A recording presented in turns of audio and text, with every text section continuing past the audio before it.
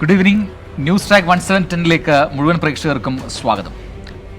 സംഭവബഹുലമായ മറ്റൊരു വാർത്താ ദിനമാണ് കടന്നു പോകുന്നത് അല്ലേ? അതെ, ഏറ്റവും പ്രധാനപ്പെട്ട വാർത്തകളാണ് നമ്മൾ ഈ ദൃശ്യരൂപത്തിൽ ഇപ്പോൾ കണ്ടത്. അതിൽ ഏറ്റവും പ്രധാനപ്പെട്ടത് കേന്ദ്ര ആഭ്യന്തരമന്ത്രി അമിത്ഷായെ ഡൽഹിയിൽ തടഞ്ഞില്ല, പ്രതിഷേധമുണ്ടായി. ഗോബാക്ക് വിളി ആദ്യമായി നേരിട്ട് ഒരുപക്ഷെ ഈ പൗരത്വ നിയമ ഭേദഗതി വന്നതിന് ശേഷം അമിത്ഷായ്ക്ക് നേരെ ഉണ്ടാകുന്നു എന്നുള്ളതാണ് ഏറ്റവും ശ്രദ്ധേയമായ. വ്യാപകമായി ഈ പൗരത്വ നിയമത്തെ ജനങ്ങൾക്കിടയിൽ പ്രചരിപ്പിക്കുക എന്ന നയമാണ് ഇപ്പോൾ BJP സ്വീകരിച്ചിരിക്കുന്നത്. അതിന്റെ ഭാഗമായി അതിന്റെ ഉദ്ഘാടനത്തിന് ചെന്ന അമിത്ഷായാണ് ഇപ്പോൾ ഗോബാക്ക് വിളിയിലൂടെ, അതും പെൺകുട്ടികളാണ് ഈ ഗോബാക്ക് വിളി ഉയർത്തിയതെന്ന് നമ്മൾക്ക് അറിയാൻ സാധിക്കുന്നു. എന്തായാലും പൗരത്വ ഭേദഗതി നിയമവുമായി ബന്ധപ്പെട്ടുകൊണ്ടൊരു അനുകൂലമായ ഒരു സമീപനം ഉണ്ടാക്കിയെടുക്കാൻ BJP ശ്രമം നടത്തിയിരിക്കുന്നു. ഗൃഹസമ്പർക്ക പരിപാടികളുമായി മുന്നോട്ട് പോവുകയാണ് BJP. സംസ്ഥാനത്തും ഇന്ന് ദൃശ്യങ്ങൾ കണ്ടു, കിരൺ റിജിജു എത്തിയിരുന്നു ഇന്ന് കേന്ദ്രമന്ത്രി. അദ്ദേഹം പല ആൾക്കാരുമായി ഇന്ന് നേരിട്ട് കണ്ട് സംസാരിക്കുകയുണ്ടായിരുന്നു. അപ്പൊ ഒരുപാട് കാര്യങ്ങൾ BJP നടത്തുന്നുണ്ട് അനുകൂലമായ ഒരു സമീപനം ഉണ്ടാക്കിയെടുക്കാൻ വേണ്ടി. ഈ കേന്ദ്രമന്ത്രിയോടാണെങ്കിലും വിവിധ ഘടകങ്ങൾ അവരുടെ ആശങ്കയാണ് അറിയിച്ചത്. അത് മുസ്ലിം അസോസിയേഷൻ ആണെങ്കിലും ലത്തീൻ സഭയാണെങ്കിലും ഒക്കെ അവരുടെ ആശങ്കകളാണ് പറഞ്ഞത്. ഈ ആശങ്കകൾ പരിഹരിച്ചു വേണം ഇത് നടപ്പാക്കാൻ. പലരും പറഞ്ഞിരിക്കുന്നു ഇത് നടപ്പാക്കരുത് എന്നും. മൂന്നാമത്തേത് നമ്മുടെ കേരളവുമായി ബന്ധപ്പെട്ട ഏറ്റവും വലിയ വാർത്തയാണ് മരടിലെ ഫ്ളാറ്റ് സമുച്ചയങ്ങൾ പൊളിക്കുന്നു, അതിലൊരു സമയക്രമം മാറ്റം വരുന്നു എന്നുള്ളത്. മറ്റൊന്ന്, ലോകം ഒരു യുദ്ധ ഭീഷണിയിലാണ്. ഇറാനും അമേരിക്കയും തമ്മിലുള്ള യുദ്ധഭീതി ഇപ്പോൾ കൂടുതലായി വളർന്നുകൊണ്ടിരിക്കുന്നു. ഈ വാർത്തകളെല്ലാം തന്നെ ഉൾപ്പെടുത്തിയിട്ടുണ്ട്. മറ്റ് സോഫ്റ്റ് സ്റ്റോറികളും എല്ലാം ഉൾപ്പെടുത്തിയിട്ടുണ്ട് ന്യൂസ് ട്രാക്കിൽ. ഒരിക്കൽ കൂടി സ്വാഗതം ന്യൂസ് ട്രാക്ക് 170ലേക്ക്.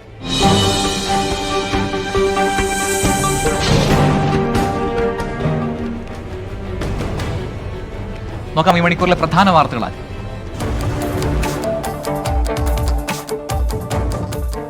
പൗരത്വ ഭേദഗതി നിയമത്തിന് പിന്തുണ തേടിയെത്തിയ അമിത്ഷായ്ക്ക് നേരെ ഡൽഹിയിൽ പ്രതിഷേധം. ഗോബാക്ക് വിളിയുമായി ലജ്പത് കോളനി നിവാസികൾ.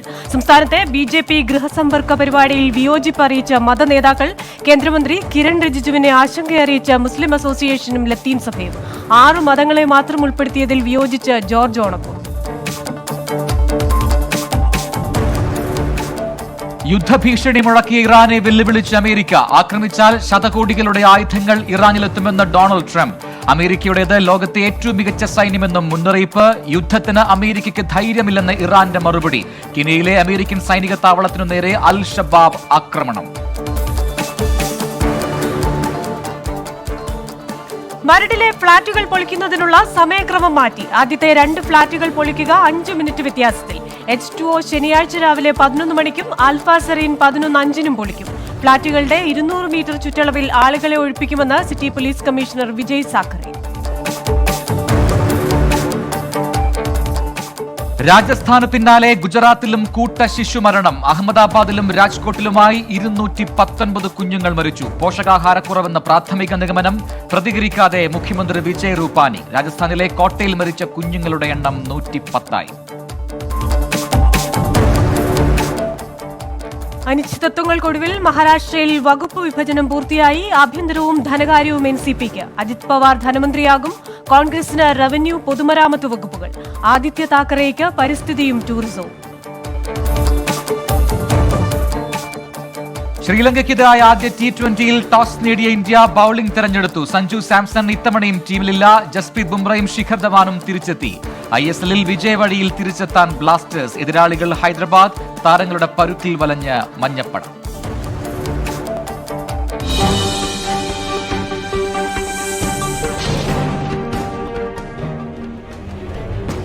നമ്മൾ ഇന്ന് ആദ്യം പറഞ്ഞ പ്രധാനപ്പെട്ട വാർത്തയിലേക്ക് തന്നെ ആദ്യം പോകാം അല്ലേ? പൗരത്വ നിയമ ഭേദഗതി വിശദീകരിക്കുന്ന BJPയുടെ ഗൃഹസമ്പർക്ക പരിപാടിയുടെ ഉദ്ഘാടനത്തിനിടെ കേന്ദ്ര ആഭ്യന്തരമന്ത്രി അമിത്ഷായ്ക്ക് നേരെ 2 യുവതികളുടെ ഗോബാക്ക് വിളി. ഡൽഹിയിലെ ലജ്പത് നഗറിലെ ചണ്ഡി ബസാറിലാണ് പ്രതിഷേധമുണ്ടായത്. അമിത്ഷാ നടന്നു പോകുന്നതിനിടെ വീട്ടിൽ നിന്ന് പ്രതിഷേധ ബാനറുകളും യുവതികൾ താഴേക്ക് എറിയുകയുണ്ടായി.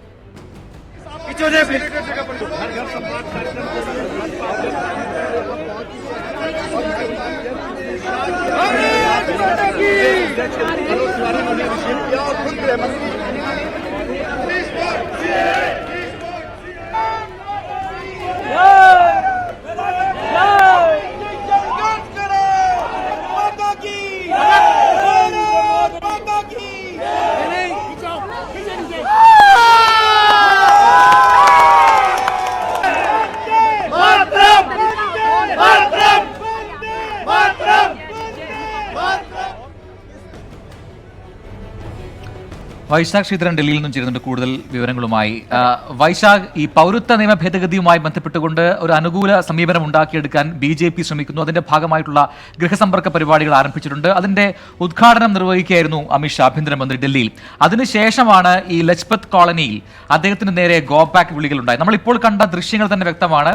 ഒരു വലിയ ജനക്കൂട്ടം ഉണ്ടായിരുന്നു. 2 യുവതികൾ ഗോ ബാക്ക് വിളിക്കുന്നു. ആ ബാനറുകൾ തൂക്കിയിട്ടിട്ടുണ്ട്. അവർക്കെതിരെയും BJP പ്രവർത്തകർ എതിരായി മുദ്രാവാക്യം വിളിക്കുന്നു. എന്താണ് ലജ്പത് കോളനിയിൽ ഇന്ന് സംഭവിച്ചത്? രാജ്യവ്യാപകമായി പൗരത്വ നിയമ ഭേദഗതിക്കെതിരെ പ്രതിഷേധം തുടരുന്ന പശ്ചാത്തലത്തിലാണ് ഭേദഗതി എന്താണെന്ന് മനസ്സിലാക്കാൻ, ജനങ്ങൾക്കിടയിൽ അവബോധം ഉണ്ടാക്കാൻ, അല്ലെങ്കിൽ അതിനെതിരെയുള്ള തെറ്റിദ്ധാരണ മാറ്റിയെടുക്കാനുള്ള ശ്രമവുമായി BJP മുന്നോട്ട് പോകുന്നത്. ഇതിന്റെ ഭാഗമായിട്ടാണ് ഇന്ന് ലജ്പത് നഗറിൽ BJPയുടെ ഗൃഹസമ്പർക്ക പരിപാടി നിശ്ചയിച്ചിരുന്നത്. ഇതിന്റെ ഔദ്യോഗിക ഉദ്ഘാടനത്തിനാണ് കേന്ദ്ര ആഭ്യന്തരമന്ത്രിയും BJP അധ്യക്ഷനുമായ അമിത്ഷാ ലജ്പത് നഗറിലേക്ക് ചണ്ഡി കോളനിയിൽ എത്തിയത്. അവിടെ അദ്ദേഹം ഇതുമായി ബന്ധപ്പെട്ട ഒരു വീടിൽ കയറി ആദ്യമായി ബന്ധപ്പെട്ട ലഘുലേഖകളും അതുപോലെ തന്നെ ഇതിനെക്കുറിച്ച് വിശദീകരിക്കുകയും ചെയ്തു. തുടർന്ന് അദ്ദേഹം ആ വീട്ടിൽ നിന്ന് പുറത്തിറങ്ങി മറ്റൊരു വീട്ടിലേക്ക് പ്രവേശിക്കുന്നതിനിടെയാണ് ആ തൊട്ടടുത്തുള്ള വീടിന്റെ ബാൽക്കണിയിൽ നിന്ന് പ്രതിഷേധം ഉയർന്നത്. 2 യുവതികൾ, 2 പെൺകുട്ടികൾ ഗോ ബാക്ക് വിളിക്കുകയായിരുന്നു. അദ്ദേഹം, കേന്ദ്ര ആഭ്യന്തരമന്ത്രി, ഇവിടുന്ന് എത്രയും പെട്ടെന്ന് പുറത്തു പോകണം, മുസ്ലിങ്ങളെ ദ്രോഹിക്കുന്ന നയമാണ് കേന്ദ്ര സർക്കാരിനുള്ളത്, അത് തന്നെയാണ് ആഭ്യന്തരമന്ത്രിക്കും ഉള്ളത് എന്ന തരത്തിലുള്ള മുദ്രാവാക്യങ്ങളാണ് പെൺകുട്ടികൾ വിളിച്ചത്. ഇതേ തുടർന്ന് വലിയ രീതിയിലുള്ള ചെറിയ സംഘർഷം അവിടെ ഉണ്ടാവുകയും ചെയ്തു. തുടർന്ന് പെൺകുട്ടികൾ ഇതുമായി ബന്ധപ്പെട്ടുള്ള പൗരത്വ നിയമ ഭേദഗതിക്കെതിരായ അതുമായി ബന്ധപ്പെട്ട മുദ്രാവാക്യങ്ങൾ എഴുതിയ ബാനറുകൾ റോഡിലേക്ക് വലിച്ച് എറിയുകയും ചെയ്തു. തുടർന്ന് BJP പ്രവർത്തകർ ചെറിയ രീതിയിലുള്ള പ്രതിഷേധം BJP പ്രവർത്തകർ അത് ഉയർത്തുകയും ചെയ്തു. തുടർന്ന് പെൺകുട്ടികളാണെങ്കിലും ഈ ഒരു പ്രതിഷേധം നടന്നിരിക്കുന്നത് കേന്ദ്ര ആഭ്യന്തര മന്ത്രിക്ക് നേരെയാണ്. വലിയ സുരക്ഷാ വീഴ്ച തന്നെയാണ്. ഇത്തരത്തിൽ ബാനറുകൾ കീറിയെറിയുന്നു. ഇതിനുശേഷം ഈ പെൺകുട്ടികൾക്കെതിരെ നടപടി എടുത്തിട്ടുണ്ട്. ഇവർക്ക് പോലീസ് കാവലുണ്ട് എന്നൊക്കെയുള്ള വാർത്തകളും വരുന്നുണ്ട്. എന്താണ് ഏറ്റവും പുതിയ വിവരങ്ങൾ?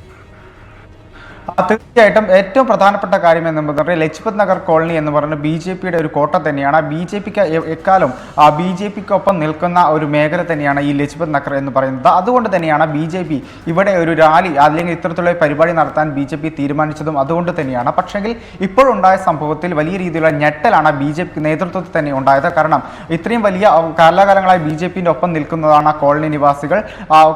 അതുമായി ബന്ധപ്പെട്ട MLA അടക്കം തന്നെ BJP അനുകൂല ആ MP അടക്കം തന്നെ അവിടെയുള്ള BJP MP ആണ് അത് ആ പ്രദേശത്തുള്ളത്. അതുകൊണ്ട് തന്നെ ഇത്തരത്തിലുള്ള പ്രതിഷേധം BJPക്ക് കേന്ദ്രത്തിൽ തന്നെ വലിയ ഞെട്ടൽ ഉണ്ടായിട്ടുണ്ട്. പക്ഷെങ്കിൽ ഇപ്പോൾ 2 പെൺകുട്ടികൾക്ക് അവരുടെ ഫ്ളാറ്റിൽ ഇപ്പോൾ പോലീസ് ശക്തമായ സുരക്ഷ ഒരുക്കിയിട്ടുണ്ട്. മാധ്യമപ്രവർത്തകരെ പോലും ഇന്ന് അകത്തേക്ക് കയറ്റിവിടുന്നില്ല. കാരണം പെൺകുട്ടികൾക്കെതിരെ BJP പ്രവർത്തകരുടെ വലിയ പ്രതിഷേധം ഉണ്ടാകുക അല്ലെങ്കിൽ അത്തരത്തിലുള്ള കണക്കിലെടുത്തുകൊണ്ടാണ് ഇപ്പോൾ പോലീസ് ഇപ്പോൾ സുരക്ഷ ഒരുക്കിയിരിക്കുന്നത് എന്നാണ് അവർ നൽകുന്ന ആ വിശദീകരണം. എന്തായാലും പെൺകുട്ടികൾക്കെതിരെ ഇപ്പോൾ നിയമ നടപടി ഉണ്ടാകുമോ എന്ന കാര്യത്തിൽ വ്യക്തതയില്ല. പെൺകുട്ടികൾക്കെതിരെ, അതായത് ഒരു സുരക്ഷാ വീഴ്ച എന്നതിലുപരി BJPക്കെതിരെ ഉണ്ടായുള്ള ഒരു വലിയൊരു പ്രതിഷേധമായിട്ട് തന്നെ ഇതിനെ കാണണം. കാരണം BJP വിചാരിച്ചിരുന്നത് ഒരു തരത്തിലുള്ള പ്രതിഷേധം അവിടെ ഉണ്ടാകില്ല എന്ന് തന്നെയാണ്. അതുകൊണ്ട് തന്നെയാണ് ഇത്തരത്തിലുള്ള ഒരു പരിപാടി അവിടെ നിശ്ചയിച്ചതും. പക്ഷെങ്കിൽ പെൺകുട്ടികളുടെ നിലപാട് അവിടെ ഉറക്കെ പ്രഖ്യാപിക്കുന്നത് ഒരു കാഴ്ചയാണ് അവിടെ കണ്ടത്. എന്തായാലും അതായത് കൃത്യമായി തന്നെ BJP അവിടെ തീരുമാനിച്ചിരുന്നത് അവിടെ പരിപാടി നടത്തുന്നത് വഴി ഡൽഹിയിലെ മറ്റു മേഖലകളിലും സമാനമായി ഇതിന്റെ പ്രതികരണം ലഭിച്ചതിന് ശേഷം കരുതി ചെയ്തൊരു കാര്യം ഇനിയിപ്പോൾ അത് ദോഷമാകുമോ എന്നൊരു സംശയം ഒരുപക്ഷെ BJP ക്യാമ്പിൽ വന്നിട്ടുണ്ടാകാം. ഇനിയിപ്പോൾ ഈ ഗൃഹസമ്പർക്ക പരിപാടിയിൽ മറ്റെന്തെങ്കിലും മാറ്റങ്ങൾ, അതായത് ഈ മന്ത്രിമാർ നേരിട്ട് വീടുകളിലേക്ക് ചെന്നുകൊണ്ടുള്ള പരിപാടിയിൽ മാറ്റങ്ങൾ വരുത്താൻ BJP തയ്യാറാകുമോ? അങ്ങനെ എന്തെങ്കിലും സൂചനകൾ BJP ക്യാമ്പുകളിൽ നിന്ന് ലഭിക്കുന്നുണ്ട് ഡൽഹിയിൽ?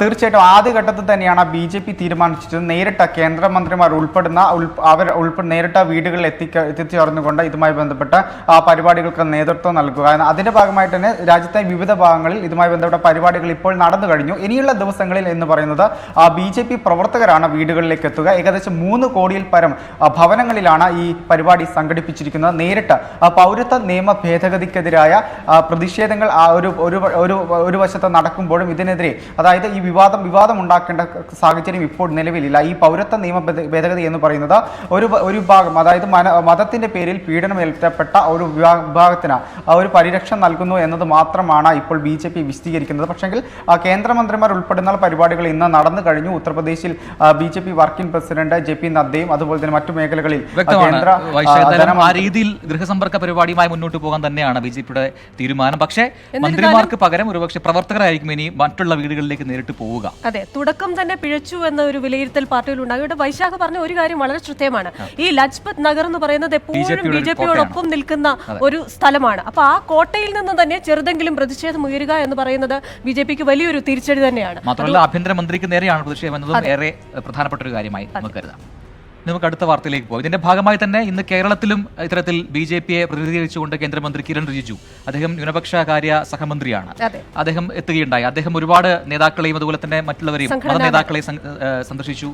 ജോർജ് ഓണക്കൂറിനെ കണ്ടു ഏറ്റവും ആദ്യം. അപ്പോൾ അവിടെ നിന്നൊക്കെയുള്ള പ്രതികരണങ്ങളും മന്ത്രിയുടെ പ്രതികരണങ്ങളും ഒക്കെ തന്നെ നമുക്ക് ലഭിച്ചിട്ടുണ്ട്. അതിലേക്കാണ് ഇനി പൗരത്വ ഭേദഗതി നിയമത്തിൽ കേന്ദ്രമന്ത്രി കിരൺ റിജിജുവിനെ ആശങ്കയറിയിച്ച് കേരളത്തിലെ മുസ്ലിം അസോസിയേഷൻ നേതാക്കൾ. പൗരത്വ ഭേദഗതി നിയമം പിൻവലിക്കണമെന്ന് നേതാക്കൾ കിരൺ റിജിജുവിനെ അറിയിച്ചു. ന്യൂനപക്ഷങ്ങളുടെ ആശങ്ക അകറ്റാൻ ഇത് അനിവാര്യമാണ്. നിയമം പിൻവലിക്കണമെന്നാവശ്യപ്പെട്ട് കേന്ദ്രമന്ത്രിക്ക് ഭാരവാഹികൾ നിവേദനം നൽകി. ആശങ്ക പരിഹരിക്കാൻ നടപടി സ്വീകരിക്കുമെന്ന് കിരൺ റിജിജു നേതാക്കളോട് പറഞ്ഞു. ഈ നിയമം ഗവൺമെൻറ് പിൻവലിക്കാൻ വേണ്ടിയുള്ള നടപടികൾ എടുക്കുവാൻ വേണ്ടി പ്രൈം മിനിസ്റ്ററോടും ഹോം മിനിസ്റ്ററോടും അതോടൊപ്പം തന്നെ അദ്ദേഹത്തിൻ്റെ ക്യാബിനറ്റ് കൊളീഗ്സിനോടും അഭ്യർത്ഥിക്കണം എന്ന് അദ്ദേഹത്തോട് ആവശ്യപ്പെട്ടു. അതിനെ സംബന്ധിച്ചുള്ള ഡീറ്റെയിൽഡായിട്ടുള്ള ഒരു റെപ്രസെൻറ്റേഷൻ ട്രിവാൻഡ്രം മുസ്ലിം അസോസിയേഷൻ്റെ ആഭിമുഖ്യത്തിലുള്ള റെപ്രസെൻറ്റേഷൻ അദ്ദേഹത്തിന് നൽകി. അദ്ദേഹം സശ്രദ്ധം കേട്ടു, ഞങ്ങൾ റെപ്രസെൻറ്റേഷൻ കൊടുത്തു. അത് അദ്ദേഹം പ്രൈം മിനിസ്റ്ററുടെ ശ്രദ്ധയിൽപ്പെടുത്തി പരിഹാരമുണ്ടാക്കാം എന്ന് ഉറപ്പ് തന്നിട്ടാണ് അദ്ദേഹം.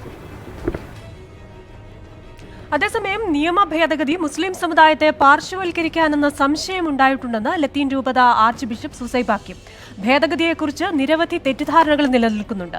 മുസ്ലിം സമുദായത്തിന്റെ വിശ്വാസ്യത വീണ്ടെടുക്കണമെന്നും ആർച്ച് ബിഷപ്പ് പറഞ്ഞു. കേന്ദ്രമന്ത്രി കിരൺ റിജിജു ആർച്ച് ബിഷപ്പ് സൂസൈപാക്യവുമായി ബിഷപ്പ് ഹൌസിലെത്തി കൂടിക്കാഴ്ച നടത്തി. Very soon an important step was taken by the central government and the bill is introduced and passed and the Muslims especially, and they seems to be targeted and sidelined and marginalized, and something can be done concretely, I think, for the part of the government, central government, is regain the confidence that is in some way, rightly or wrongly, it is being lost in the society. എന്നാൽ മുസ്ലിം സമുദായത്തിനെതിരെ കേന്ദ്ര സർക്കാർ നീക്കം നടത്തുന്നുവെന്ന തെറ്റായ പ്രചാരണം നടക്കുന്നുവെന്ന് കിരൺ റിജിജു പറഞ്ഞു. കേന്ദ്ര സർക്കാർ നിലപാടുകളെ തെറ്റായി വ്യാഖ്യാനിക്കുകയാണെന്നും മന്ത്രി കൂട്ടിച്ചേർത്തു. Then we realize that there are some elements in the society who had completely manipulated the whole thing and circulated fake, false and wrong informations which were targeting a particular community. The NPR is basically NRC and this will throw out the Muslims from India. This kind of wrong information had been spread, circulated because of the social media is so fast these days. Before the right information could reach out to the people, the wrong information and the fake news had caused lots of damages. എന്നാലും ഇന്ന് ഏറ്റവും ആദ്യം റിജിജു പോയത് സാഹിത്യകാരൻ George ഓണക്കൂറിന്റെ ഭവനത്തിലേക്കാണ്. ഒരു വിശദീകരണവും അതോടൊപ്പം തന്നെ ഒരു പിന്തുണയും തേടിക്കൊണ്ടാണ് കേന്ദ്രമന്ത്രി അവിടെ പോയത്. പക്ഷേ ജോർജ് ഓണക്കൂർ ഇതിനോട് അത്ര അനുകൂലമായല്ല മന്ത്രിയോട് പ്രതികരിച്ചത്. അതെ, അതായത് ഭാഗികമായി അദ്ദേഹം പറഞ്ഞു മറ്റേത് രാജ്യങ്ങളിലും അനധികൃത കുടിയേറ്റക്കാരോടുള്ള ഒരു സമീപനം അറിയാം, പക്ഷെ അത് മതാധിഷ്ഠിതമാകരുത്, ഒരു വിഭാഗത്തെ മാത്രം മാറ്റി നിർത്തിയത് ശരിയായില്ല എന്നൊരു പ്രതികരണമാണ് ജോർജ് ഓണക്കൂർ നടത്തിയത്. 6 മതങ്ങളെ ഉൾപ്പെടുത്തുകയും ഒരു മതത്തെ ഒഴിവാക്കുകയും ചെയ്തത് ശരിയല്ല എന്ന് തന്നെയാണ് അദ്ദേഹം വ്യക്തമാക്കിയത്. ആ പ്രതികരണം I don't fully agree to that, but the people say that 6 communities we have specifically included in the bill. May not be. Generally, we can say that the deserving refugees can be accommodated in this great country. That would have been enough. That is a thought raised by a lot of people in our most welcome suggestion. That may not be the 6 religions particularly mentioned. Then of course, then the Muslim problem came. അദ്ദേഹത്തിന്റെ സന്ദർശനത്തിന്റെ കൂടുതൽ വിവരങ്ങളുമായി നമ്മളുടെ പ്രതിനിധി അല്ലമീൻ തോട്ടുമുക്കുണ്ട്. അല്ലമീൻ, എന്തായാലും കിരൺ റിജിജു വന്നു. ആദ്യം തന്നെ സാഹിത്യകാരൻ ജോർജ് ഓണക്കൂറിനെ കാണുന്നു, മറ്റ് മത നേതാക്കളെ കാണുന്നു. ഇവരെല്ലാം തന്നെ അറിയിക്കുന്നത് വലിയ ആശങ്കകളാണ്. ഞങ്ങൾക്ക് ഇത്തരത്തിലുള്ള ആശങ്കകളുണ്ട്. പക്ഷേ അദ്ദേഹം പറയുന്നത് കൃത്യമായ വിവരം, റൈറ്റ് ഇൻഫർമേഷൻ ആളുകളിലേക്ക് എത്തുന്നില്ല. പക്ഷേ ഈ റൈറ്റ് ഇൻഫർമേഷൻ എന്ന് അദ്ദേഹം പറയുമ്പോഴും അദ്ദേഹം പറയുന്നത് ഇന്ത്യൻ മുസ്ലിങ്ങൾക്ക് ഇതിൽ യാതൊരു പ്രശ്നവും ഉണ്ടാകുന്നില്ല.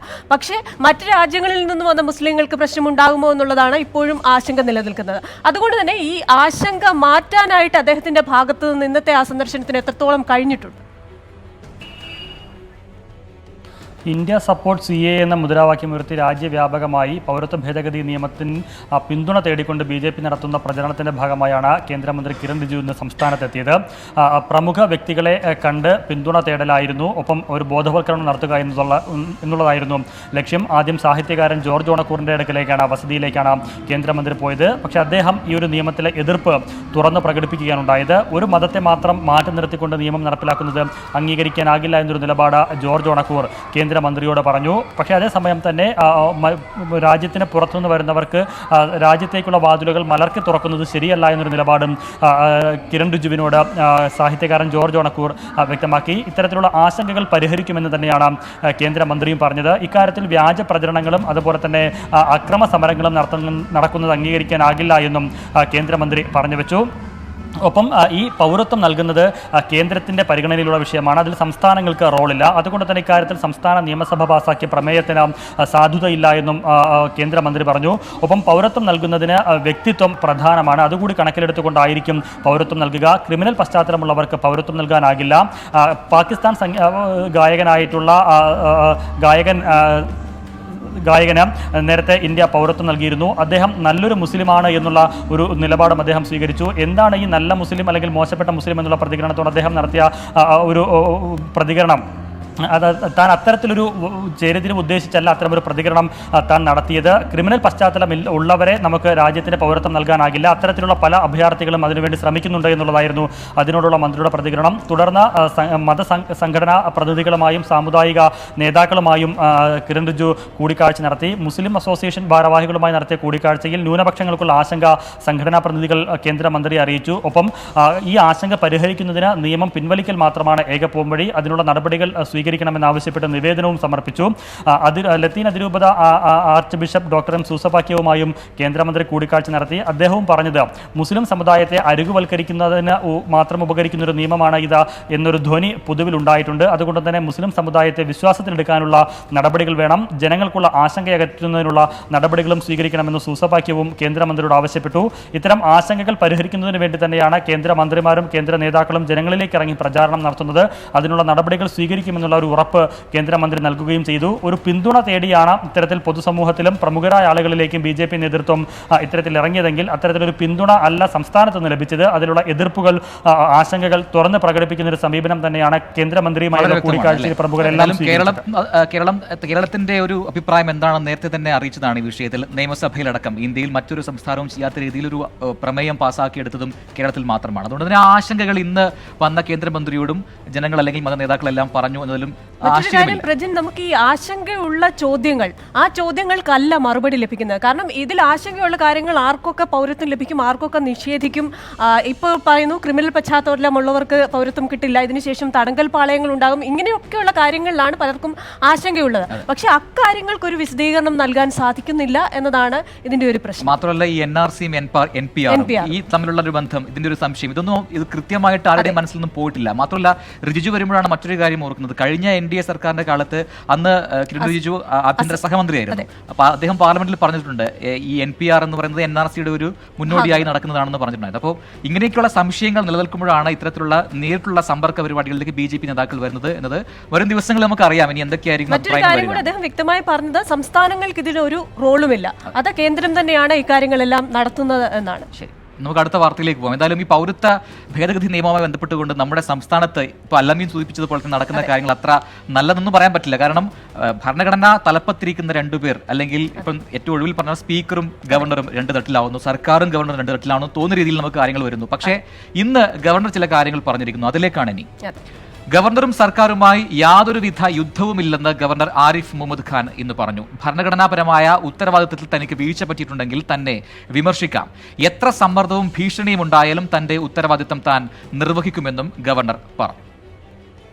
Any amount of unfair criticism or threats or any other pressure is, let there be no mistake, that is not going to deter me from performing my constitutional duties, and I shall continue to do so. It is my duty to ensure that not only constitution, the constitutional is the spirit of the constitution, nobody violates it.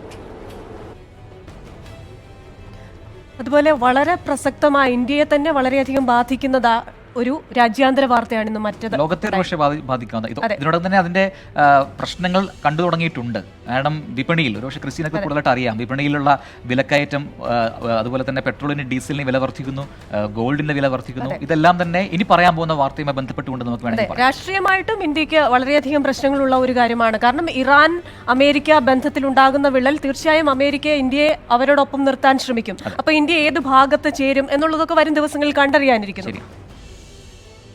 ഇറാനെതിരെ ശക്തമായ വെല്ലുവിളിയുമായി American president Donald Trump രംഗത്തെത്തി. അമേരിക്കയുടേത് ലോകത്തിലെ ഏറ്റവും മികച്ച സൈന്യമാണ്. Iran ആക്രമിച്ചാൽ ശതകോടികളുടെ ആയുധങ്ങൾ നിമിഷങ്ങൾക്കകം Iran എത്തുമെന്നും Trump ഇന്ന് ഭീഷണി മുഴക്കി. അതെ, അതേസമയം യുദ്ധത്തിന് അമേരിക്കയ്ക്ക് ധൈര്യമില്ലെന്ന് ഇറാൻ മറുപടി നൽകി. ഇത് ഇറാന്റെ സൈനിക മേധാവി അദ്ദേഹത്തിന്റെ ട്വീറ്റിലൂടെയാണ് വെളിപ്പെടുത്തിയിരിക്കുന്നത്. ഇതിനിടെ കെനിയയിലെ അമേരിക്കൻ സൈനിക താവളത്തിനു നേരെ തീവ്രവാദി ആക്രമണമുണ്ടായി. ലാമു കൌണ്ടിയിലെ സൈനിക കേന്ദ്രത്തിന് നേരെയാണ് തീവ്രവാദ സംഘടനയായ അൽ ഷബാബ് ആക്രമണം നടത്തിയത്. തീവ്രവാദ ആക്രമണം ഫലപ്രദമായി തടഞ്ഞതായും 4 തീവ്രവാദികളെ വധിച്ചതായും കെനിയൻ പ്രതിരോധ സേന അറിയിച്ചു.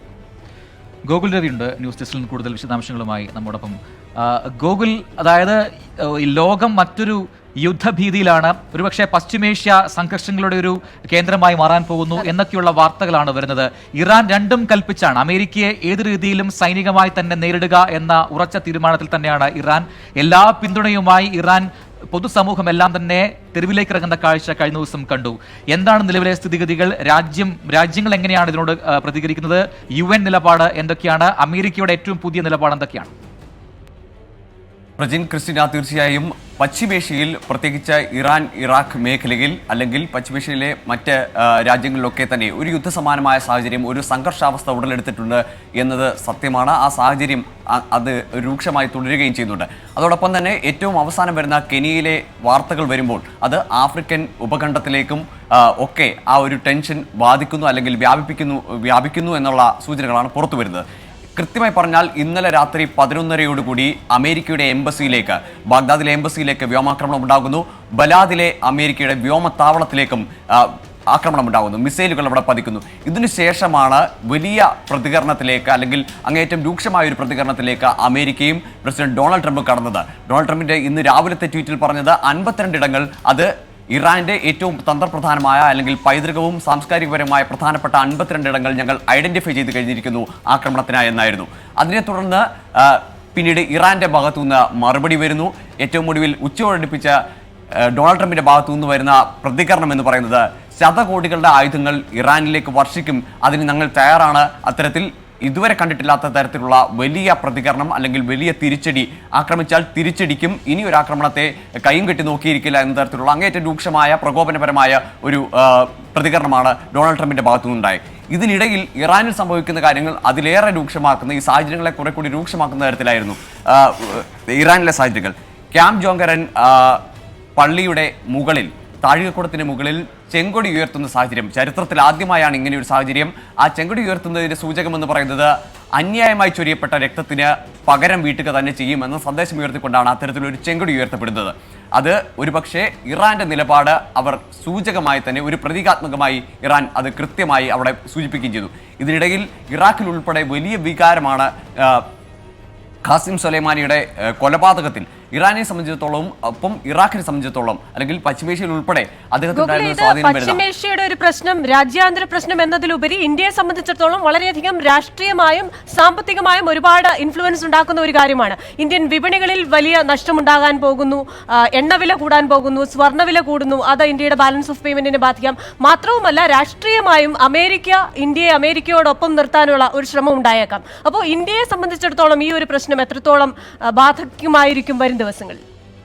സ്വാഭാവികമായിട്ടും ഈ വിഷയത്തിൽ ഇനി എങ്ങനെയാണ് പ്രതികരിക്കാൻ പോകുന്നത്? ഇറാൻ ഏത് രീതിയിലായിരിക്കും പ്രതികരിക്കുക, അല്ലെങ്കിൽ അമേരിക്ക ഏത് രീതിയിലായിരിക്കും അതിന് തിരിച്ചടിക്കുക എന്നുള്ളതാണ് ഈ വിഷയത്തിലെ ഏറ്റവും ശ്രദ്ധേയമായ കാര്യം. അല്ലെങ്കിൽ ഒരു യുദ്ധത്തിലേക്കൊക്കെ കടക്കുമോ എന്നുള്ളതാണ് ഇപ്പോൾ മൊത്തത്തിൽ ലോകരാഷ്ട്രങ്ങൾ തന്നെ ഉറ്റുനോക്കുന്നതും, അല്ലെങ്കിൽ ലോകരാഷ്ട്രങ്ങളിലുള്ള ഇപ്പോൾ നമ്മുടെ ഇന്ത്യക്കാരുൾപ്പെടെയുള്ളവർക്കുള്ള വിവിധ രാജ്യങ്ങളിലുള്ളവർക്ക് ആശങ്ക ഉയർത്തുന്ന കാര്യവും ഒരു യുദ്ധത്തിലേക്ക് ഇത് കടക്കുമോ എന്നുള്ളതാണ്.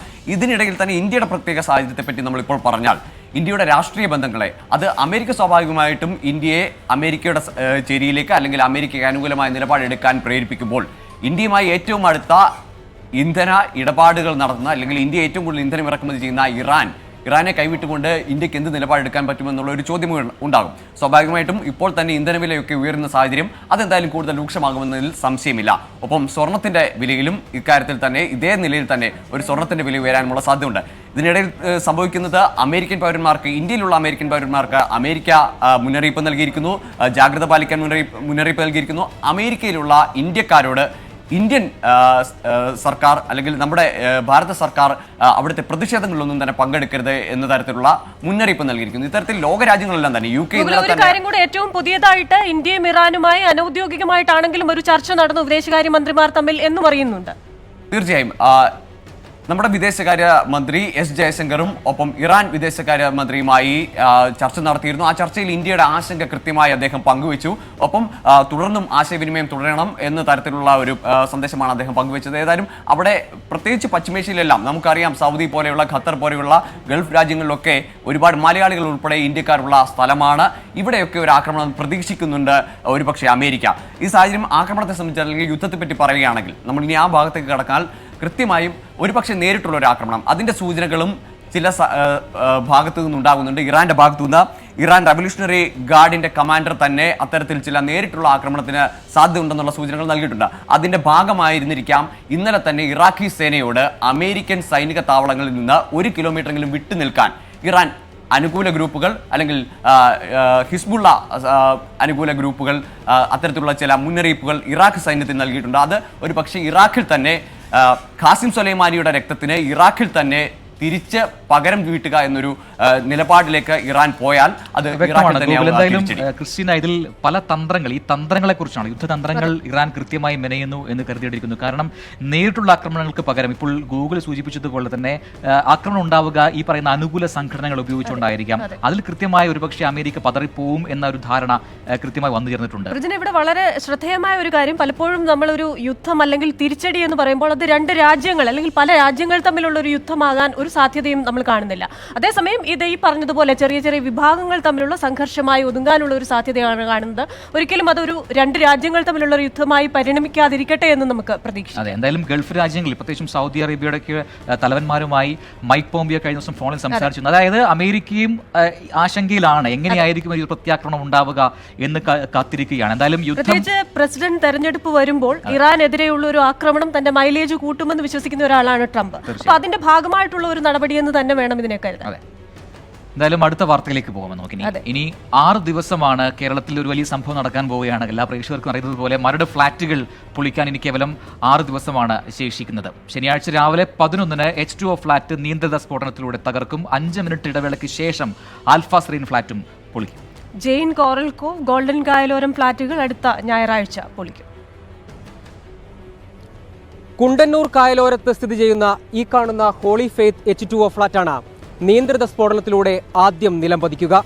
19 നിലകളിലായി 90-ലധികം അപ്പാർട്ട്മെന്റുകളാണ് ഈ flat സമുച്ചയത്തിലുള്ളത്.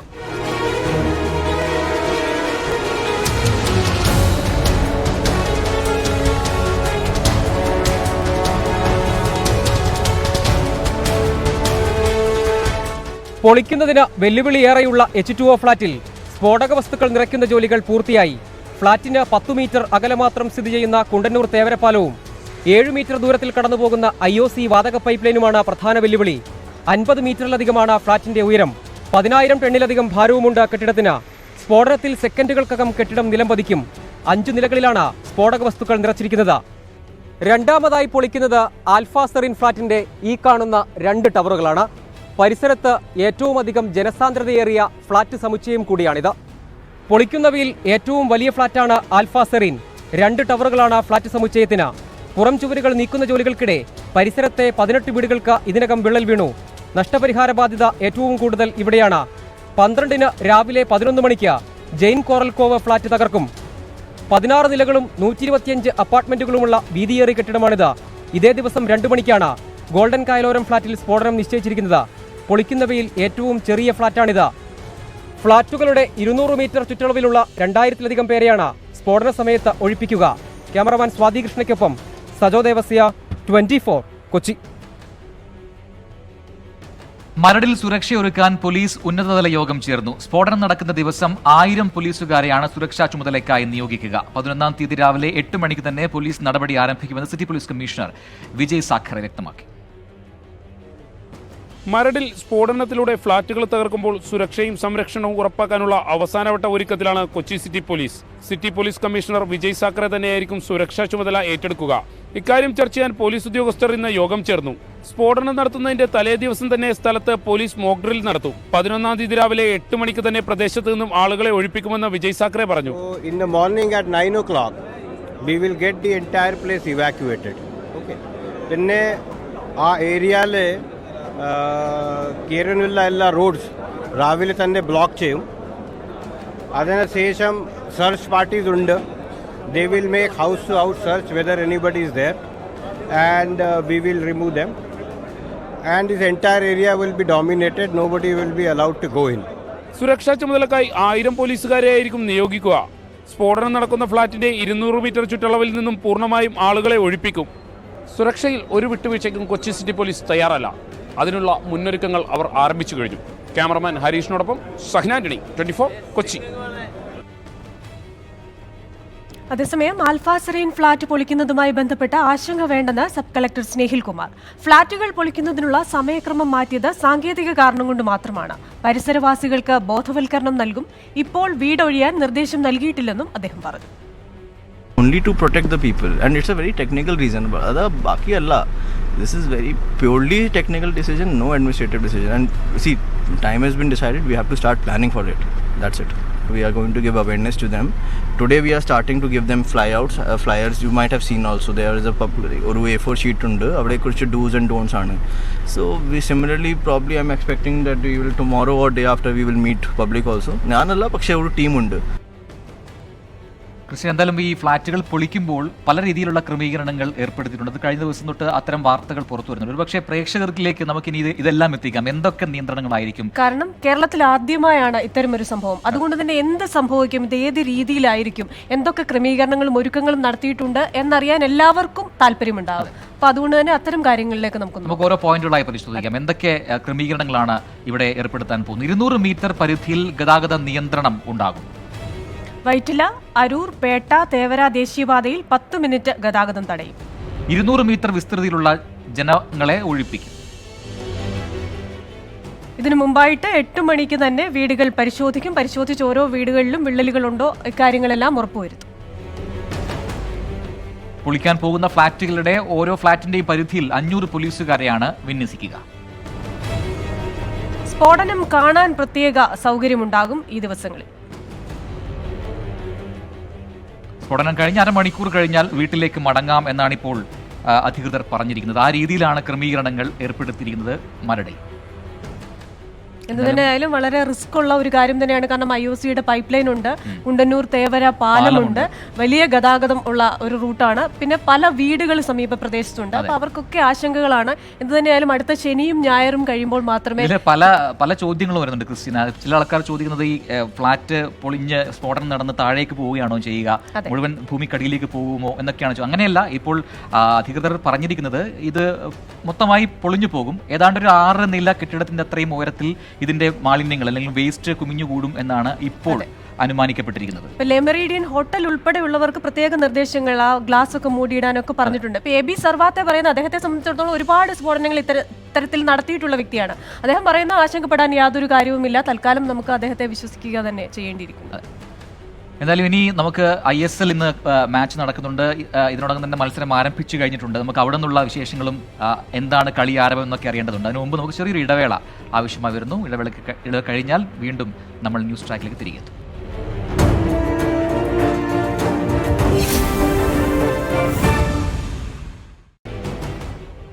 Welcome back. News track 1710 തുടരുന്നു.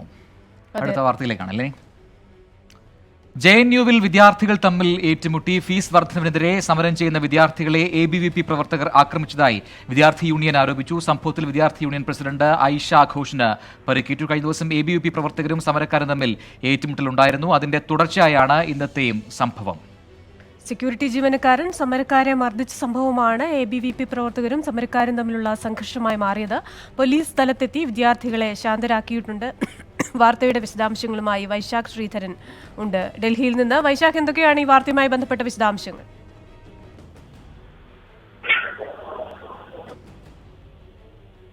വൈശാഖിനെ കേൾക്കാമോ?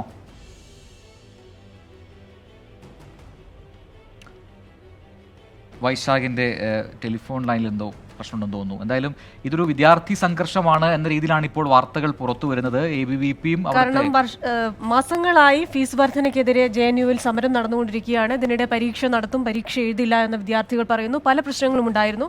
ഇതിനിടയിലാണ് ഇതുമായി ബന്ധപ്പെട്ട് തന്നെ വീണ്ടും ABVP പ്രവർത്തകരും സമരം ചെയ്യുന്ന വിദ്യാർത്ഥികളുമായി ഒരു സംഘർഷമുണ്ടായത്. സംഘർഷത്തെ തുടർന്ന് കല്ലേറുണ്ടായി. കല്ലേറിൽ വിദ്യാർത്ഥികൾക്ക് പരിക്ക് പറ്റുകയും ചെയ്തു. ये पहला मोड़ पे गोल चक्कर हेलो വൈശാഖ് കേൾക്കാമോ? ഇത് വിദ്യാർത്ഥി സംഘർഷമാണെന്നാണ് ഇപ്പോൾ വാർത്തകൾ സൂചിപ്പിക്കുന്നത്. എന്താണ് ഇപ്പോൾ ABVP പ്രവർത്തകർ യൂണിയൻ പ്രവർത്തകരെ ആക്രമിച്ചു, അങ്ങനെയാണോ വാർത്ത? എന്താണ് ഇതിന്റെ കൂടുതൽ ക്ലാരിറ്റി? തീർച്ചയായിട്ടും ഈ രാവിലെ തന്നെ ഇതുമായി ബന്ധപ്പെട്ട സംഘർഷം ഉണ്ടായിരുന്നു. ഇന്നലെ ഈ ABVP പ്രവർത്തകരും അതുപോലെ തന്നെ ഈ ഫീസിന് വർധനവിനെതിരെ സമരം ചെയ്യുന്ന വിദ്യാർത്ഥികളും തമ്മിൽ ഒരു ചെറിയ സംഘർഷം ഉണ്ടായിരുന്നു. അവിടുത്തെ സെക്യൂരിറ്റി ജീവനക്കാർ ഈ ഫീസ് വർദ്ധിപ്പിച്ച ഫീസ് വർധനക്കെതിരെ പ്രതിഷേധിക്കുന്ന വിദ്യാർത്ഥികളെ മർദ്ദിക്കുന്ന ഒരു സാഹചര്യമുണ്ടായി. ഇതുമായി ബന്ധപ്പെട്ട് അവരുടെ അഡ്മിനിസ്ട്രേറ്റീവ് ബ്ലോക്കിന് സമീപത്ത് സമരം ചെയ്തുകൊണ്ടിരിക്കുകയായിരുന്നു. ആ സമയത്താണ് ഇതുമായി ബന്ധപ്പെട്ടുള്ള അവിടുത്തെ ലൈറ്റുകൾ സെക്യൂരിറ്റി ജീവനക്കാർ ഓഫ് ചെയ്യുകയും ചെയ്തത്. തുടർന്ന് സമരക്കാർക്കെതിരെ വലിയ രീതിയിലുള്ള ലാത്തി ചാർജ് നടത്തുകയും ചെയ്തു. പക്ഷേ ഇതിന് ഒരു അനുകൂല നിലപാടാണ് ABVP സ്വീകരിച്ചിരുന്നത്. ഇതേ തുടർന്നാണ് വലിയ രീതിയിലുള്ള സംഘർഷം ഇന്നലെ തന്നെ മാറിയത്.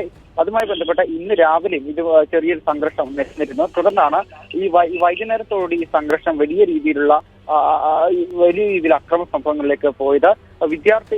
സമരം ചെയ്യുന്ന വിദ്യാർത്ഥികളെ, അതായത് യൂണിയൻ നേതാക്കൾ ഉൾപ്പെടുന്ന വിദ്യാർത്ഥികളെ ABVP പ്രവർത്തകർ വർദ്ധിക്കുകയായിരുന്നു എന്നാണ് ഇപ്പോൾ അവർ ആരോപിക്കുന്നത്. ഇപ്പോൾ 3 വിദ്യാർത്ഥികൾക്ക് ഗുരുതരമായി പരിക്കേറ്റിട്ടുണ്ട്. രണ്ട് വിദ്യാർത്ഥികളെ എയിംസിലേക്ക് എത്തിക്കുകയും ചെയ്തിട്ടുണ്ട്. വിദ്യാർത്ഥി യൂണിയൻ JNU വിദ്യാർത്ഥി യൂണിയൻ അധ്യക്ഷ ഐഷ ഘോഷിനെ ഒരു ചെറിയ പരിക്കോടെ വലിയ രീതിയിലുള്ള മൊബൈൽ നിൽക്കുന്നുണ്ട്. പോലീസ് എനിക്കൊന്ന് ഐഷ ഘോഷിന്റെ പ്രതികരണം ഇപ്പോൾ ലഭ്യമാണെന്ന് തോന്നുന്നു. നമുക്ക് അതിലേക്കൊന്ന് പോകാം. I have been brutally attacked by girls who wear masks. I don't know, I've been bleeding. I am not even in a condition to talk. I've been brutally beaten up. I was there with one of my activists. അതിക്രൂരമായി തന്നെ മർദ്ദിച്ചു എന്നാണ് ഐഷ ഘോഷ് ഇപ്പോൾ വെളിപ്പെടുത്തിയിരിക്കുന്നത്. ആ ദൃശ്യങ്ങൾ അത് സൂചിപ്പിക്കുന്നുണ്ട്. വലിയ തോതിൽ അവർക്ക് ബ്ലീഡിംഗ് ഉണ്ട്, അവരുടെ തലയിൽ പൊട്ടലുണ്ട്, സംസാരിക്കാൻ കഴിയുന്നില്ല. അത്തരത്തിലുള്ള ഒരു അവസ്ഥയാണ് എന്നാണ് പറയുന്നത്. അപ്പോൾ വൈശാഖ് പറയുന്നത് രണ്ടുപേരെ ആശുപത്രിയിൽ എത്തിച്ചു. മറ്റു വിദ്യാർത്ഥികളുടെ അവസ്ഥ എന്താണ് എന്നതിനെ കുറിച്ചൊന്നും. അതെ, വൈശാഖ് തുടരുന്നുണ്ടല്ലോ അല്ലേ? വൈശാഖ് കേൾക്കാമോ? വൈശാഖ്, ഇതിലിപ്പോൾ മനസ്സിലാവുന്ന ഒരു കാര്യം, ഇതിൽ പെട്ടെന്ന് ഇപ്പോൾ ഒരു പ്രകോപനം ഉണ്ടായിട്ടാണ് ഇത്തരത്തിൽ ABVP പ്രവർത്തകർ ഒരു ആക്രമണം നടത്തിയത്. അങ്ങനെ എന്തെങ്കിലും സംഭവങ്ങൾ ക്യാമ്പസിൽ ഉണ്ടായിരുന്നോ?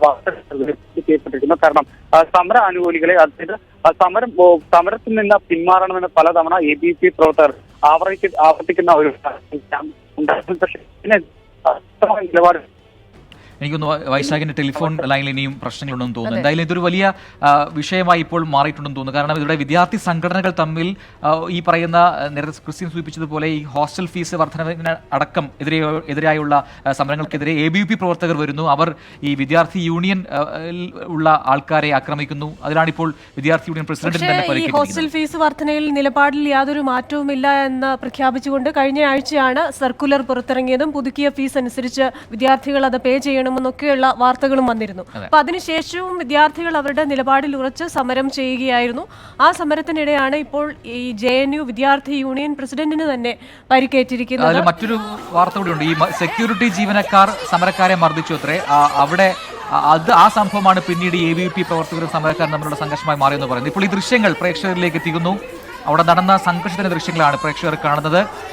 കാരണം ഇവിടെ കല്ലേറാണ് ഇന്ന് പ്രധാനമായി നടന്നത്. ABVP പ്രവർത്തകരും സമരക്കാരും തമ്മിലുള്ള കല്ലേറിലുള്ള ദൃശ്യങ്ങളാണ് കാണുന്നത്. പല സാധനങ്ങളും തകർന്നു കിടക്കുന്നതായിട്ടും ഗ്ലാസ് ഉൾപ്പെടെ കിടക്കുന്നതായിട്ട് നമുക്ക് കാണാൻ സാധിക്കുന്നുണ്ട്. ചിത്ര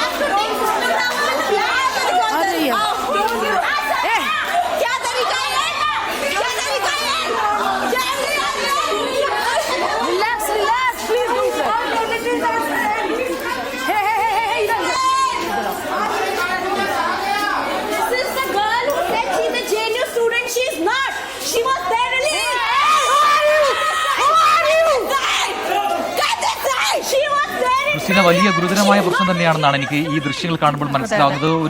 ഒരു കൂട്ടം ആൾക്കാർ മുഖം മറച്ചുകൊണ്ട് കയ്യിൽ ഇരുമ്പ് പൈപ്പുകളും വടികളും ഒക്കെ തന്നെ ഈ വിദ്യാർത്ഥികളെ ആക്രമിക്കുന്നു, തച്ചുടക്കുകയാണ് എല്ലായിടങ്ങളിലും. അതിലിപ്പോൾ ഒരു വിദ്യാർത്ഥി പകർത്തിയ മൊബൈൽ ദൃശ്യമാണ് പ്രേക്ഷകർ കാണുന്നത്. അവർക്കും അവസാനം അടി കിട്ടുന്നത് ഈ ദൃശ്യങ്ങളിൽ കാണാം. സംഘടിതവും ആസൂത്രിതവുമായ ഒരു ആക്രമണം എന്ന്. കാരണം അല്ലെങ്കിൽ ആയുധങ്ങൾ നമുക്ക് പറയാൻ പറ്റില്ലെങ്കിലും എല്ലാം തകർക്കാൻ കഴിയുന്ന രീതിയിലുള്ള കാര്യങ്ങൾ കയ്യിൽ. മാത്രമല്ല എല്ലാവരും മുഖം മറച്ചിട്ടുണ്ട്. അപ്പോൾ കൃത്യമായ ഒരു ആസൂത്രണം ഇതിന് പിന്നിലുണ്ട് എന്ന കാര്യം വ്യക്തമാണ്. വൈശാഖ് ശിഖറിലേക്ക് ഒരിക്കൽ കൂടി പോകുന്നു. വൈശാഖ്, ഇപ്പോൾ നമ്മൾ കണ്ട പ്രേക്ഷകരിലേക്ക് എത്തിച്ച ഈ ദൃശ്യങ്ങൾ ഇത് ഹോസ്റ്റലിനുള്ള ദൃശ്യമാണോ? അവിടേക്കാണോ ഇവർ അതിക്രമിച്ചു കയറിയത്? ഇതെല്ലാം തന്നെ പെൺകുട്ടികൾ ഉൾപ്പെടെയുള്ള ആ സംഘത്തിൽ എല്ലാവരും തന്നെ മുഖം മറച്ചിട്ടുണ്ട്. അവരുടെ കയ്യിൽ ഇരുമ്പ് പൈപ്പുകളും വടികളും എല്ലാം ഉണ്ട്. വലിയ തോതിൽ എല്ലാ സാധനങ്ങളും തച്ചുടക്കുന്നതും ദൃശ്യങ്ങളിൽ കാണാം. കൂടുതലായി എന്തൊക്കെ അറിയാം വൈശാഖ്?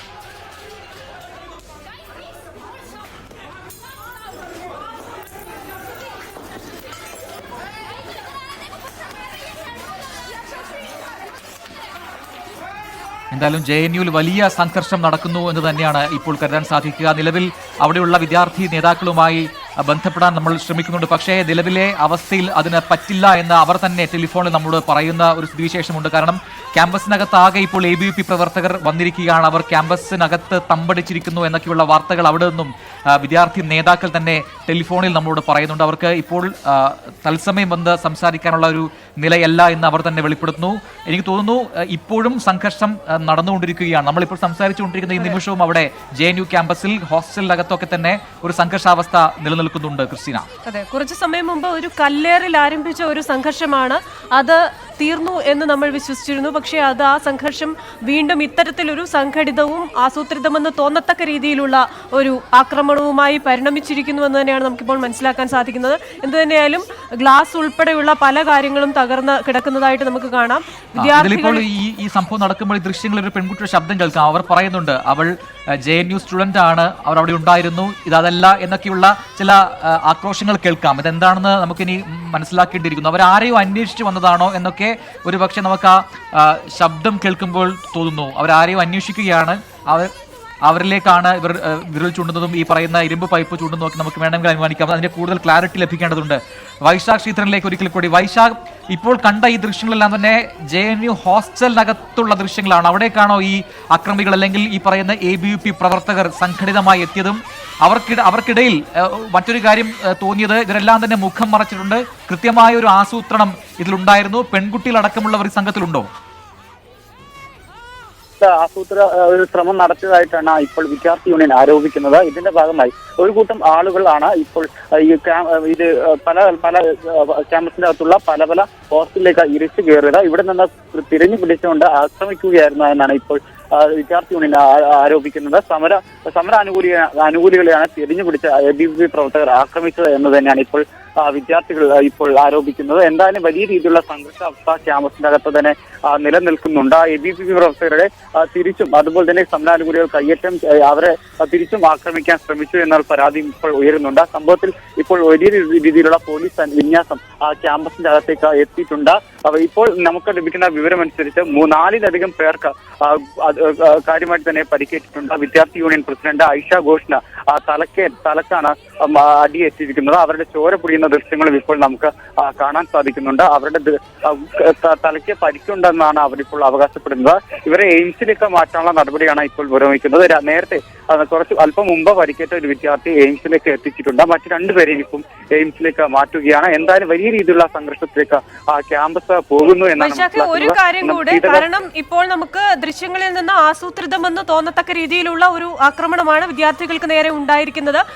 മർദ്ദനമേറ്റ പല വിദ്യാർത്ഥികളെയും നമ്മൾ കണ്ടിരിക്കുന്നു. പോലീസ് വിന്യാസം അവിടെ ഉണ്ട് എന്ന് വൈശാഖ് പറയുന്നു. ഈ പോലീസ് അവിടെ എത്തിയതിനു ശേഷം സ്ഥിതി ശാന്തമായോ? എന്താണ് ഏറ്റവും പുതിയ അതുമായി ബന്ധപ്പെട്ട കാര്യങ്ങൾ? നമുക്ക് ഇപ്പോൾ വിവരമനുസരിച്ച് യൂണിവേഴ്സിറ്റി അധികൃതരുടെ പരാതി അനുസരിച്ചാണ് പോലീസ് ഇപ്പോൾ അകത്തേക്ക് പ്രവേശിച്ചിട്ടുള്ളത്. ഇപ്പോൾ ഒരു സമാധാനം, അതായത് ഇപ്പോൾ ഒരു ശാന്തമായ ഒരു അവസ്ഥയിലേക്ക് പോകുന്നു എന്നാണ് മനസ്സിലാക്കുന്നത്. പോലീസിന്റെ ഇടപെടൽ അവരുടെ ഭാഗത്ത് ഉണ്ടാകുന്നുണ്ട്. അക്രമികളെ തിരിച്ചും പ്രതിരോധിക്കാൻ വേണ്ടി സമരാനുകൂലികൾ ശ്രമിക്കുകയും ചെയ്തു. ഇത് വലിയ രീതിയിലുള്ള സംഘർഷത്തിലേക്ക് പോകാനുള്ള സാധ്യതകൾ ഉണ്ടായിരുന്നു. പക്ഷേ പോലീസിന്റെ ഇടപെട്ടുകൊണ്ടാണ് ഇപ്പോൾ വലിയ രീതിയിലുള്ള ഈ പ്രശ്നത്തെ ഒരു സോൾവിലേക്ക്, അതായത് പ്രശ്നം ഇപ്പോൾ അവസാനിപ്പിക്കുന്ന അത്തരത്തിലേക്ക് പോകുന്നത്. പക്ഷേ വിദ്യാർത്ഥികൾ പറയുന്നത് ഇത് തിരഞ്ഞു പിടിച്ചുള്ള ആക്രമണമാണ്. ഒരു കാരണവശാലും ഇതിനെ ന്യായീകരിക്കാൻ കഴിയില്ല. ഫീസ് വർധനവിനെതിരെ ഞങ്ങൾ സമരം ചെയ്യുകയാണ്. 60 ദിവസത്തിലധികമായി ഞങ്ങളുടെ സമരം പുരോഗമിക്കുന്നു. പക്ഷേ ആ സമരത്തിന്റെ ഓരോ ഘട്ടത്തിൽ പോലും ABVP പ്രവർത്തകർ അത് തടസ്സപ്പെടുന്ന രീതിയിൽ അത് വിഫലമാക്കുന്ന തരത്തിലാണ് ABVP പ്രവർത്തകരുടെ പെരുമാറ്റം ഉണ്ടായത്. അതുകൊണ്ട് തന്നെ ABVP പ്രവർത്തകർ തങ്ങളെ ആക്രമിക്കാൻ വേണ്ടി അല്ലെങ്കിൽ സമരം തകർക്കാൻ വേണ്ടി ബോധപൂർവ്വം കരുതിക്കൂട്ടി ചെയ്ത ഒരു ആക്രമണമായിട്ടാണ് വിദ്യാർത്ഥി യൂണിയൻ അതിനെ ഇപ്പോൾ ആരോപിക്കുന്നത്. എന്തായാലും 4 പേർക്ക് ഗുരുതരമായിട്ട് തന്നെ പരിക്കേറ്റിട്ടുണ്ട് എന്ന് തന്നെയാണ് മനസ്സിലാക്കാം. വൈശാഖ്, എന്തായാലും JNU ക്യാമ്പസിൽ ഇപ്പോൾ വീണ്ടും ഒരു ഇടവേളയ്ക്ക് ശേഷം വീണ്ടും വിദ്യാർത്ഥി സംഘർഷം ഉണ്ടായിരിക്കുന്നു. വലിയ തോതിലുള്ള സംഘർഷമാണ് ഈ ഘട്ടത്തിൽ നിന്ന് പറയാൻ സാധിക്കുന്നു. കാരണം ഇവിടെ ഇപ്പോൾ അക്രമത്തിനിരയായ വിദ്യാർത്ഥി യൂണിയനിൽപ്പെട്ട ആൾക്കാർ പറയുന്നത് ഇത് സംഘടിതമായി എത്തി ആസൂത്രിതമായി തെരഞ്ഞുപിടിച്ച് ആളുകളെ ആക്രമിക്കുകയായിരുന്നു. ആ രീതിയിലാണ് ഇപ്പോൾ ഈ വിദ്യാർത്ഥി യൂണിയൻ പ്രസിഡന്റ് ഐഷി ഘോഷിനടക്കം പരിക്കേറ്റത്. ഗുരുതരമായി പരിക്കേറ്റിട്ടുണ്ടെന്നാണ് ഇപ്പോൾ കിട്ടുന്ന വിവരങ്ങൾ. അതോടൊപ്പം തന്നെ മലയാളി വിദ്യാർത്ഥികളായ അവിടുത്തെ വിദ്യാർത്ഥി നേതാക്കളെ ബന്ധപ്പെടാൻ ശ്രമിച്ചപ്പോൾ നിലവിൽ ടെലിഫോണിൽ സംസാരിക്കാൻ സാധിക്കില്ല, ആ രീതിയിലുള്ള സംഘർഷാവസ്ഥ ക്യാമ്പസിനകത്തുണ്ടെന്ന് അവർ പറയുന്നു. പക്ഷേ പോലീസിന്റെ വിന്യാസം ഉണ്ടായിരുന്ന വാർത്തയും പുറത്തു. അത്തരത്തിലാണ് ഇപ്പോൾ വൈശാഖ് ശ്രീധരൻ വാർത്ത തന്നത്. എന്തായാലും അടുത്ത മിനിറ്റുകളിൽ ഇതൊന്ന് ഈ പ്രശ്നങ്ങളൊന്ന് അവസാനിക്കുമെന്ന് നമുക്കിപ്പോൾ പ്രത്യാശിക്കാം. അത്രമാത്രമാണ് ഇപ്പോൾ പോലീസ് എത്തിയതിനു ശേഷം സ്ഥിതിഗതികൾ നിയന്ത്രണ വിധേയമായിട്ടുണ്ട് എന്ന് തന്നെയാണ് വൈശാഖ് പറയുന്നത്. അതെ.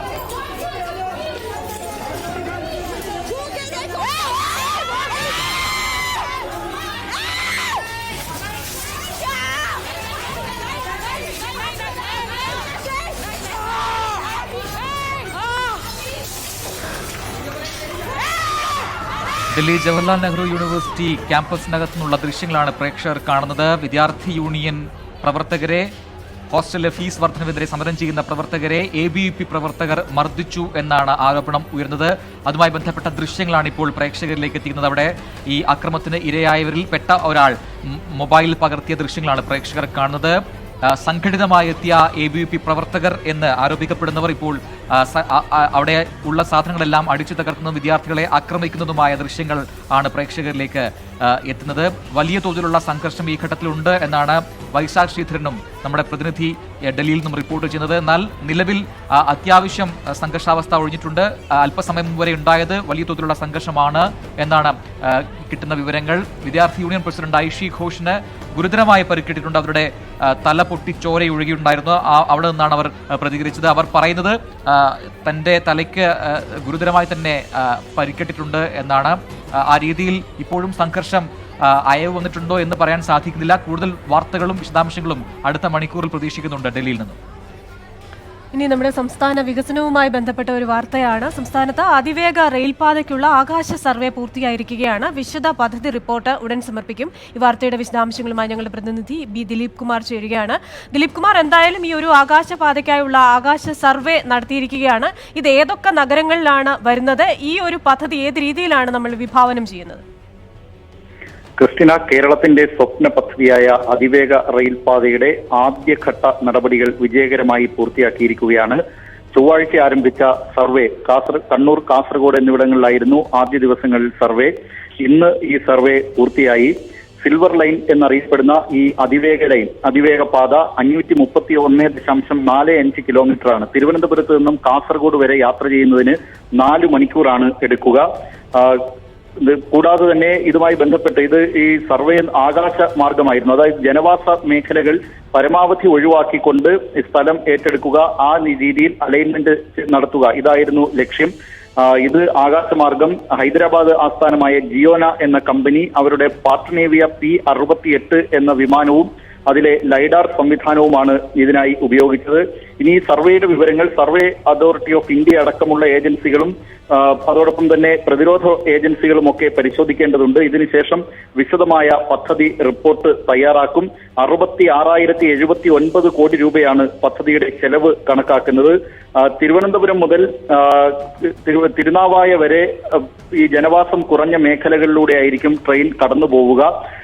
അതിനുശേഷം കാസർഗോഡ് വരെ നിലവിലെ റെയിൽപാതയ്ക്ക് സമാന്തരമായിട്ടായിരിക്കും 2 ലൈനുകൾ ഈ അതിവേഗ റെയിൽപാതയുടേത് കടന്നു പോവുക. നഗരങ്ങളിൽ ഈ ഭൂമി ഏറ്റെടുക്കലിന്റെ പ്രശ്നങ്ങൾ ഒഴിവാക്കുന്നതിനായി ആകാശപാതയാണ് വിഭാവനം ചെയ്തിരിക്കുന്നത്. ക്രിസ്റ്റിന, ശരി, എന്തായാലും ഈ ഒരു ആകാശപാത ഉടൻ തന്നെ സാധ്യമാകുമെന്ന് പ്രതീക്ഷിക്കാം. അത് വലിയൊരു വികസനത്തിലേക്കും കുതിച്ചുചാട്ടത്തിലേക്കും കൊണ്ടുവരും. സമയപരിമിതി മൂലം നമുക്ക് പറയാൻ പറ്റാതെ പോയ വാർത്തയാണ്. കേരള ബ്ലാസ്റ്റേഴ്സിന്റെ കളിയുണ്ട്, ആരാധകർ നോക്കിയിരിക്കുകയാണ്. ഹൈദരാബാദ് 1 ഗോളിന് ഇപ്പോൾ മുന്നിലാണ്. ഡേവിഡ്സൺ ഡിസിൽവയാണ് ഗോൾ അടിച്ചിരിക്കുന്നത്. ഇത്രയും പറഞ്ഞുകൊണ്ട് ഇന്നത്തെ ന്യൂസ് ട്രാക്ക് 1710 7 PM എഡിഷൻ പൂർത്തിയാവുകയാണ്. ഇനി 10 മണിക്ക് വീണ്ടും ന്യൂസ് ട്രാക്ക് 1710 കണ്ടുമുട്ടാം. നമസ്കാരം.